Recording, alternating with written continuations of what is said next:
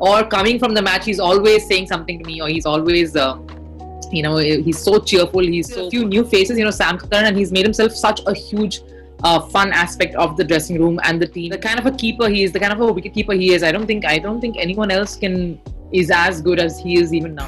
Rescue to MS Dhoni back, bringing you the number 4th position contenders for playoffs. And our experts IPL Fantasy 11 2020. Well, I'm Arijit Kundu and you're watching What's Up IPL, a weekly analysis of the biggest festival of the tournament by cricketers and experts from the cricketing world. Like, share and subscribe, and yeah, stay tuned to Cricket Reborn. Hey guys, hello everybody and welcome back to Cricket Reborn and welcome back to the 4th episode of What's Up IPL. Well, today we don't have a cricketer along with us, but we have got someone very very close to cricket. Well, she is a freelance producer as well as a writer and an occasional presenter. She has served Chennai Super Kings since 2018 and has also worked for Star Sports on several occasions. She has co-launched the Star Sports Tamil network and she has also worked on Star Sports with live and non-live cricket, have produced live and non-live cricket for World Cups, IPLs and many more bilateral series. Well, let's welcome all the way from Sharjah, UAE, Miss Rupa Ramani. Hi ma'am, how are you? How have you been doing? Hi, Arjit. Been good. In Dubai, actually. We're all based out of Dubai, the entire IPL, and we travel to all the venues. So yeah, been good. Been well. Thank you for having me, and thank you for the introduction. Yeah, ma'am. Actually, I felt that the today's match is Chennai Super Kings the Delhi Capitals, so it's gonna be in Sharjah. So I thought you might be in Sharjah. All right, that's great to know. Perfectly fine. No problem. Okay. For all those who are hearing me, I'll just quickly wrap up. All those who are new in my channel, I'll wrap up what we're going to do over here. And that is, since the last 7 to 10 days, there have been a lot of ups and downs, quests and troughs in the tournament. So we're just gonna quickly discuss all those opinions, few thoughts here and there. And in the end, we'll have a second segment, the last one, where our guest, that is Miss Rupa ma'am, will be discussing her fantasy 11 for all of us. Well, first of all, so if you guys are still watching this video and if you haven't yet subscribed this channel, make sure you do subscribe, guys. And so fasten your seatbelts and let's take first of all, I'll just quickly get on to those young guns who have been very, very dominant throughout the IPL. This has been one of those IPL where we have seen the Indian guns really firing it up. Be it Ravi Bishnoi or Shubman Gill. Prithvi Shaw has been looking good in few days. Arshdeep from Kings 11 Punjab has been looking good, and there have been many other. Devdutt Padikkal. Among all of these guys, who has been your favorite till now? Well, it's a tough one. Actually, I have actually been very impressed by Padikkal because I think in the first match itself, the way he played, the manner in which he displayed, so much of courage right at the top. It's not easy to face the new ball. It's not easy when there's so many bowlers across teams bowling 150 plus, and to kind of stand up to them and confidently play your shots and express yourself freely is very, very. It's a huge challenge, and Devdutt has done a fantastic job in that regard. So he is someone I really, really enjoyed watching, but so has the Rajasthan lad as well, Parag, also a very very exciting young boy to kind of watch occasionally. No one's been consistent so far, apart from Padikkal, maybe largely. Also has been good in the field occasionally with the catches and the saves. So I'll have to go with Padikkal because he's been consistent. It's not just been the one-off innings that he's had. He's been consistent as well, and he's far younger compared to a lot of the others across the teams. Of course, Samad is 18, I think, but he hasn't really gotten too many chances. Just played few of the last few matches for Sunrisers. So I think I'll have to go with Padikkal. Very impressive for the Royal Challengers Bangalore. Yeah, absolutely, Devdutt Padikkal. And in the last few years, we have seen that top like Royal Challengers Bangalore had that void, in the top order, somewhere in the middle order. But he gave that very good start, Devdutt Padikkal along with Aaron Finch, and that has been an absolute dream for Royal Challengers Bangalore fans. Yeah. So, ma'am, now I'd love to come up with the franchise you are related to, that is Chennai Super Kings. Since 2018, you have been with them, with the journey, the third IPL trophy. And the thing that I'd love to put on is that each and every year we see Chennai Super Kings, after playing 7 or 8 odd games, they're right among the top 4s. But this time, is very, very different, somewhat very close to what happened in 2010 with them. But do you think that there is something different in their approach this year, or something that's not going in the way? What are your views on it? No. Obviously, one aspect that has kind of affected almost all teams alike has been the fact that the auctions happened keeping in mind an IPL in India, and obviously a lot of the purchases, a lot of the planning that most of the teams did, including Chennai Super Kings, was keeping that aspect in mind. The fact that all the playing conditions that they would be used to would be India. With the sudden change of IPL coming over to UAE and different kind of wickets, different kind of conditions, obviously a lot of people weren't really prepared, and that kind of adversely affected a lot of the sides. Many, of course, were able to manage through it. Chennai Super Kings couldn't, because obviously their team is suited to a certain kind of playing conditions and playing and wickets. So probably that was one huge reason for the mixed kind of results that happened in the first few weeks for the team. And there were a few other reasons, the fact that I think they were the one side that ended up playing 3 matches with just 1 day gap in the first week itself, and at 3 different venues. So that becomes a bit of a challenge as well. So a lot of things kind of went this way or that. But I have a feeling they have kind of, in the middle way, like halfway into the tournament, they've kind of found some sort of a rhythm, is what I feel. Wickets are slowing down as well. It's not as easy as it used to be in the first 2 weeks. So you will distinctly see a difference in the way the matches will be played that have been played so far, and that will be played here on. You will see a distinct difference, and that could prove to be a change, is what I foresee. Absolutely. That was my next question, I would just about to put up that point towards in front of you, and that is the pitches are being used again and again. They have been reused now, and we have seen a considerable amount of turn in a few of the pitches. And if you look at the last game of Chennai Super Kings, there were 3 spinners that were playing, and Chennai Super Kings is that one team who has got very good amount of quality spinners and huge amount of spinners. We have got Ravindra Jadeja, they've got Imran Tahir, Karan Sharma, Piyush Chawla, Mitchell Santner. So do you think that these pitches are turning out to be spin friendly? This could be an additional advantage, and perhaps Chennai Super Kings would be the one who could get the advantage out of it. Yeah, I think that's the reason why a lot of teams also were thinking, okay, fine, the first half, it started off as the wickets were really, really good in the beginning because they had a bit of grass on it too. So that kind of also needed a very exciting contest between bat and ball. So at this stage, I know a lot of teams will be looking to their spinners for that advantage, because yes, the wickets are slowing down. And even if you see like how the first few weeks, the kind of matches that Sharjah saw. Yeah. Sharjah had, those high scoring matches, small ground.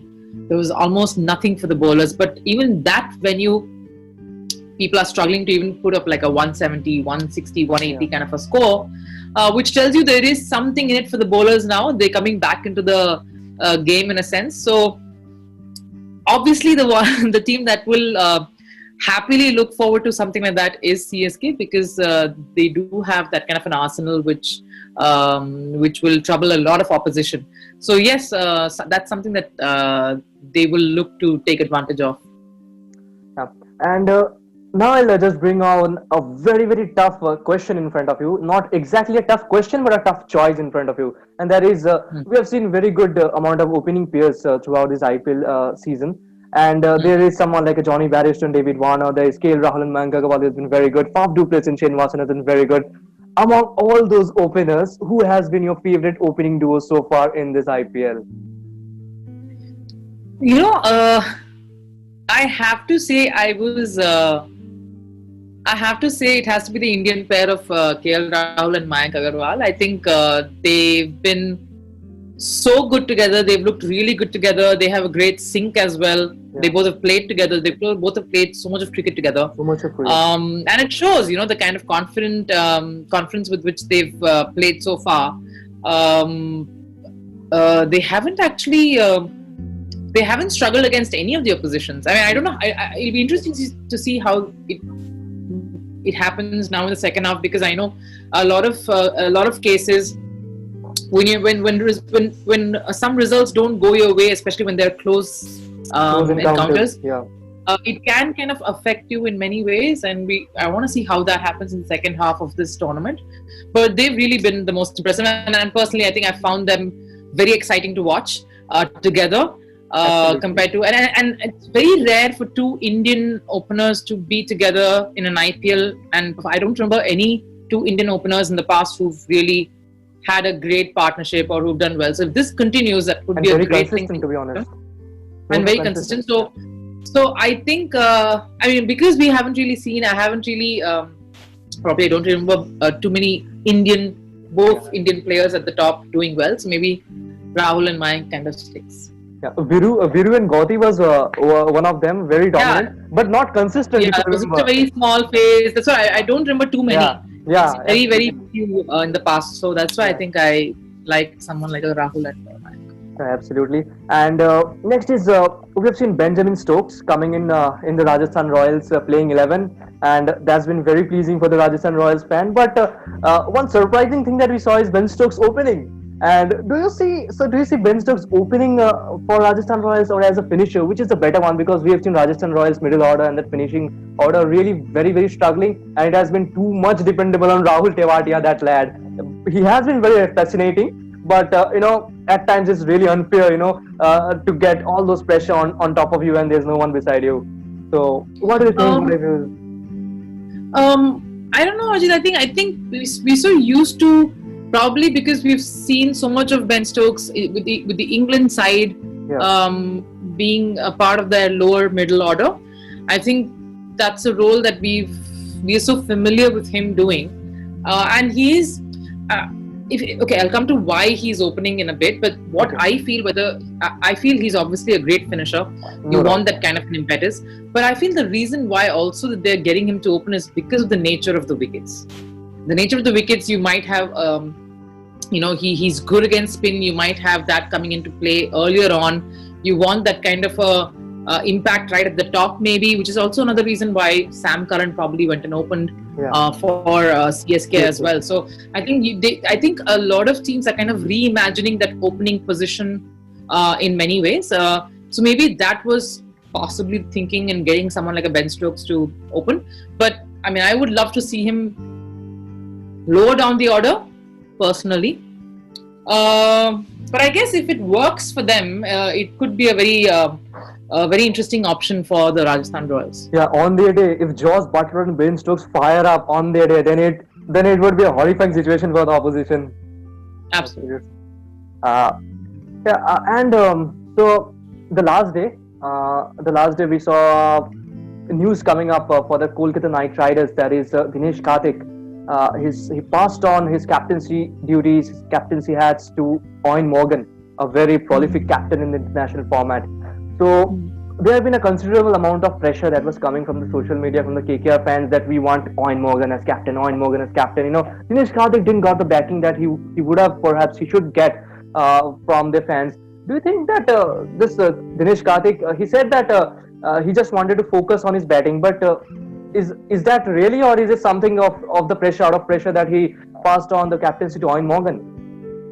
No, I mean, I don't think if teams started taking decisions of who should play in the 11 or who should captain or who should be picked going by what fans say, then a lot of things shouldn't be happening the way they are. So yes, it gets a little difficult when fans, because a lot of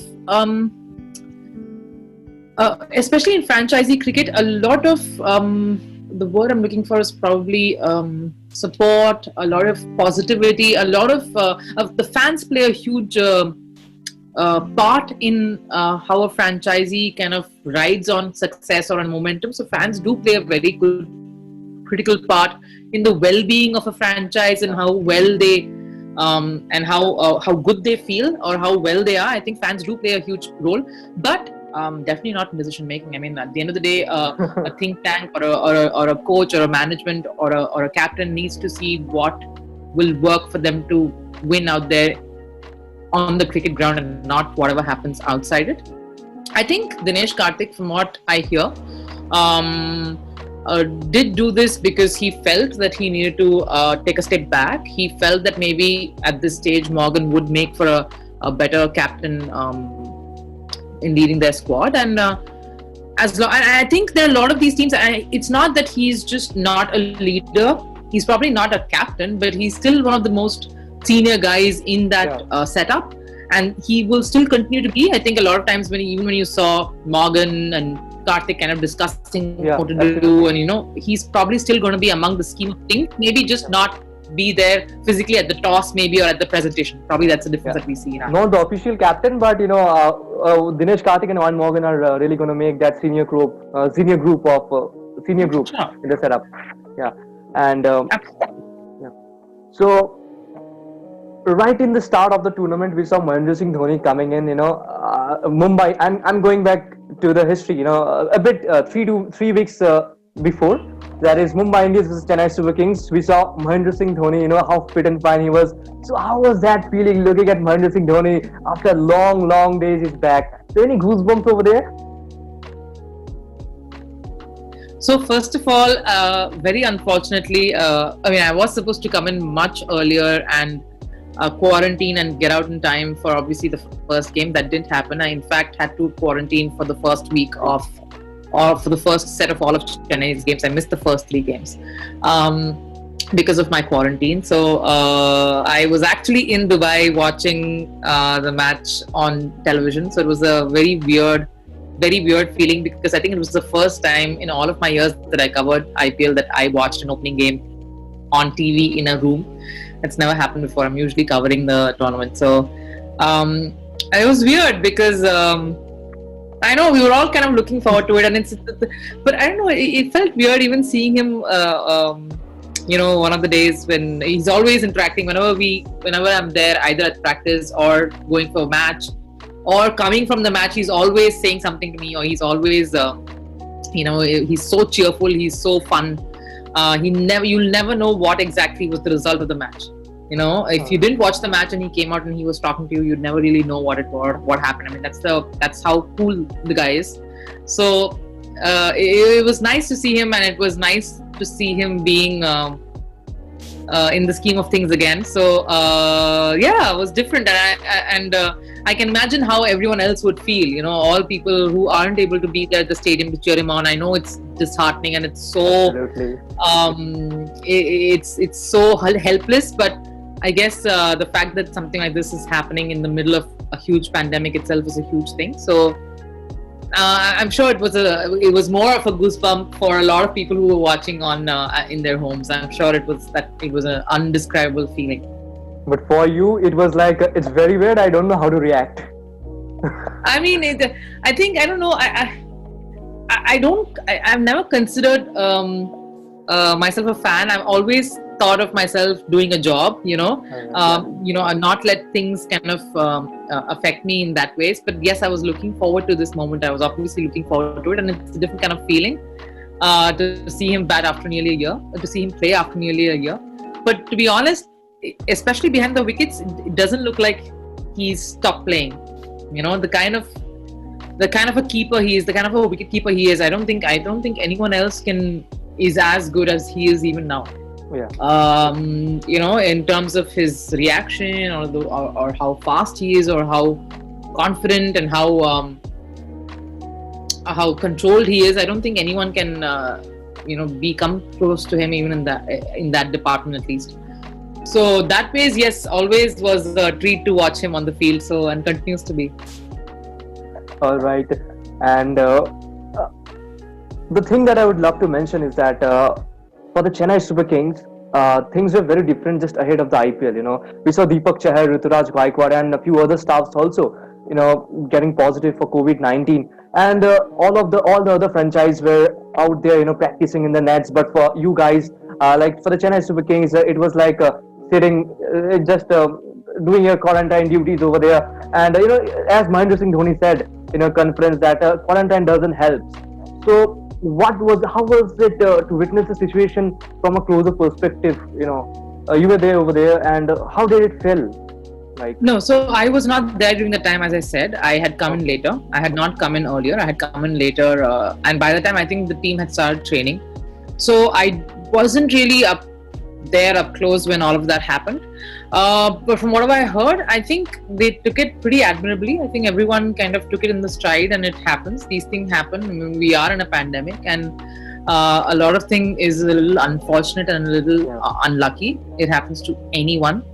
And I think the way they kind of bounce back from that, and I'm seeing the atmosphere right now, in the team, during the practice sessions, during the matches, it's just the same. It doesn't look like anything has happened differently compared to any of the previous seasons. They're always smiling. They're always, obviously there are a few new faces, Sam Curran, and he's made himself such a huge fun aspect of the dressing room and the team dynamics, which is amazing, Obviously the fact that he's the youngest member helps. And the way he gets along with everyone is also nice to watch. So I think that kind of, sometimes when someone new comes in, it's difficult for people to fit in or, to gel and to kind of, get in with the scheme of things. But he has been able to do that, and a lot of others as well. Josh as well. So it's nice to see all of them kind of gelling well, and it doesn't look like things have been any different. all right.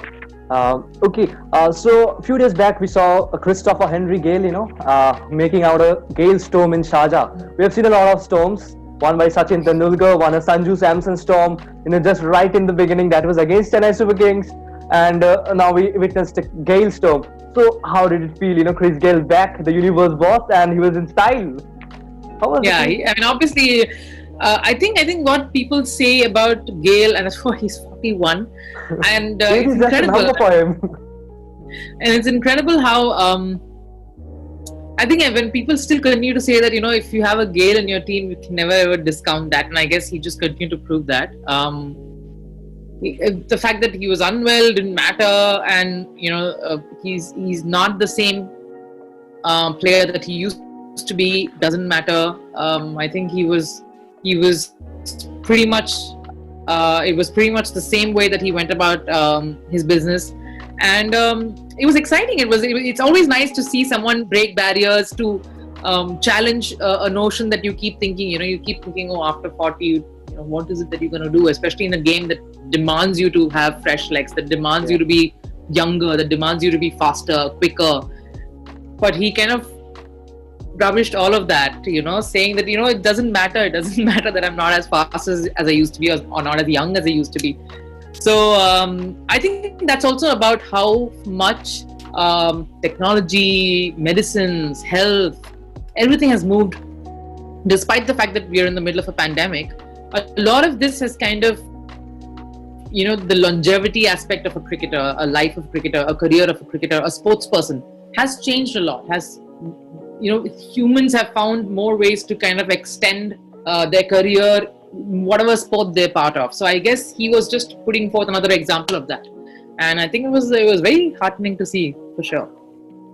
Yeah, absolutely. Very quickly, we'll come up to a second round and the last one for now, and that is here you have to make your fantastic 2020 Dream 11 team. That will comprise 4 overseas and 7 Indian. So whom are you gonna open? Who are your openers? So I thought about it, and I was thinking, okay, should I go for a left-right, and maybe a left-right combination? But I mean, a lot of why I've chosen the openers also depends on who are the remaining players as well. But my openers, I'd say, are going to be Mayank and David Warner. Mayank and David Warner. So right and left hand, you've got it. You've got a right and left combination. All right. Yep. Yeah, both of them have been very dominating. Who is there at the 1 down and 2nd down for you?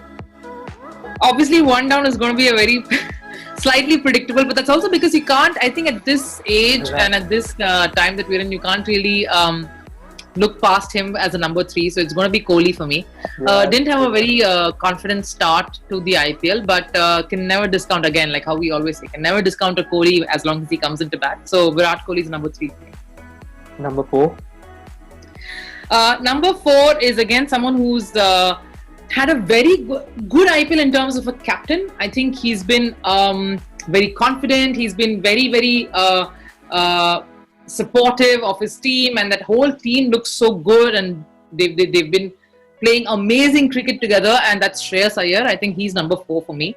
Also because, okay, probably not the position that he would like to bat in, but that's what he's doing currently at DC as well. He's 3, 4, he kind of fluctuates there as well. And but it's not just Shreyas, it's not just about him being a number 4 over here. I think I'm also looking at him as being someone who's a little, who's a good fielder, a very good team player in that sense. So it's all of that probably is why I think I want him as number 4. Number 5, 6, and 7. The middle. All right, 5, 6, and 7. My fifth player is someone I'm purely just going with a bit of heart and a bit of obviously. You can't really, again, if he's part of a pool of players, you can't really not have him as, a wicket keeper, and he's going to be my captain as well. It's MS Dhoni. Because I feel like in a tournament like a T20 tournament, any tournament or like an IPL, a captain makes huge difference to a team. Obviously. And it's fortunes and the way they play their cricket or the way they succeed. If a captain isn't really sure, the team's not going to be very sure as well. Yeah. So MSD is my captain. He is my number 5, and he's the wicketkeeper as well. So that's 5, 6. I'm a little I've given a few options because I'm not really very sure of. It's about 2, 3 options purely because I feel that there has to be a place for one youngster and one talent in that 11. So I've kind of given the option of a Washington Sundar or a Parag or a Samad. Like any of those, anyone to fit that number 6 for me is what I'm thinking of. And for the number 7, I'm going with a foreigner option. But again, it's like a a toss-up. Either a Pooran or a Pollard. One of the 2. Nicholas Pooran at number 7? I'm looking at someone who's a pinch hitter, someone who I can look at for those big sixes, for those, like a power finish for me in an IPL setup. And that's one of these 2. Well, I think Karen Pollard would give you basically an all-round option also. Yeah, you need a couple of all-rounds. Again, a Washington. Because you've got because you've got a Virat Kohli up there. You've got a Shreyas Iyer who doesn't bowl. You've got a Mahendra Singh Dhoni who doesn't bowl. So at number 6, you've got Washi up there, or it could be Abdul Samad. So it's better to keep a number 6 bowler. At times, your number 5 bowler can get the whackings. In IPL, it's very unpredictable. Sure. So I think Pollard would be a good option, perhaps. Yeah. Okay. With the bowling lineup, all the 4 bowlers, who are you? Pretty predictable, but it's also because they've been doing well, and you've just started realizing how much a 150k plus bowling lineup does to your entire innings. They can completely change the way the opposition plays. So my pacers, I have 3 pacers in that remaining 4, which is very obvious, is Jasprit Bumrah, is Jofra Archer, and Rabada, of course. Present purple cap holder. And yes, and I'm very impressed with these guys. I was thinking, should it be like a Nortje instead of Archer? Nortje instead of Archer. I was kind of little, but then went with Archer because again he gives me that batting option as well. Yeah, and clear the ropes as well pretty easily. So I went with Archer. And my 4th bowler is Chahal, of course. Can't have Chahal in an IPL setup, in an IPL team. I mean, he's proved that again and again. An amazing asset to any team that he's part of. So Chahal is my number 11. So I'll just quickly wrap up, summarize your total playing 11. You have started your opening up with Mayank Agarwal and David Warner. Very pleasant. Yep. At number 3, the King Kohli is always there at number 3. You can't replace him. Number 4, Shreyas Iyer, very matured. Number 5, Mahendra Singh Dhoni, a wicketkeeper and the captain as well. Number 6, you're a bit. You've got the options of picking up Washington Sundar, Abdul Samad, or Ran Parag. Number 7, it was. I'll go with Karen Pollard, perhaps. Or is it Nicholas Pooran? No. It's cool. Go with Pollard. Okay. Yeah. Pollard, and then you have got Jofra Archer, Yuzi Chahal, Thagiso Rabada, and Jasprit Bumrah. Wonderful team. All right. So in the end, ma'am, what do you think which are the top 4 teams that are surely, what do you think that are going to make into the playoffs? You can choose the 2, Or perhaps you can choose a 3. It's always fixed, but that number 4, who is it gonna be? No, very difficult. Yeah, you can't really tell at this point. I don't know. It's too difficult at this point. There are a lot of things will change. Things may change dramatically. So you can't really say. No, I can't say. I can't say who's gonna be number 4. Can't say, but it does look like Delhi and Mumbai are through. So that's for sure. RCB looks good. Really, very good. SRH, KKR, CSK, somewhere, scrambling about over there. So yeah. You know what? I personally feel is that Mumbai and DC are always going, and I feel that Royal Challengers Bangalore, they will move. They'll head into the playoffs. They're really looking very, very good and very solid. They found a combined 11, but this number 4, I've just got a slight tinge that since the pitches are getting slightly turning, so Chennai Super Kings there is a Dhoni, there's the X factor. Mahendra Singh Dhoni is still there, and we have seen in 2010 it has happened. So I won't be surprised if somehow Chennai Super Kings make to the top 4. And Kolkata Knight Riders, yes, I felt that they should be the one. But somewhere, changing the captain amidst, and there have been a lot of talks regarding this. Few pundits, cricket pundits, also said that these things doesn't really help. In the ongoing tournament. So perhaps KKR, I don't know. It would really be interesting to see who makes it the top 4 in that number 4. Absolutely. Yeah. Okay. So thank you, ma'am, for coming up here and showing up here in this show. It was always a pleasure to have someone like you over here. And yeah, in the end, I'd just like to conclude with that one statement of yours that what do you think, how much would you rate this show out of 10? Or how was I? Oh, this one. Oh, it was fun. Yeah, I had a lot of fun. I'm not going to rate and stuff. I don't believe in rating, but I had a lot of fun, and it was good making my own team. I think for once it made me think.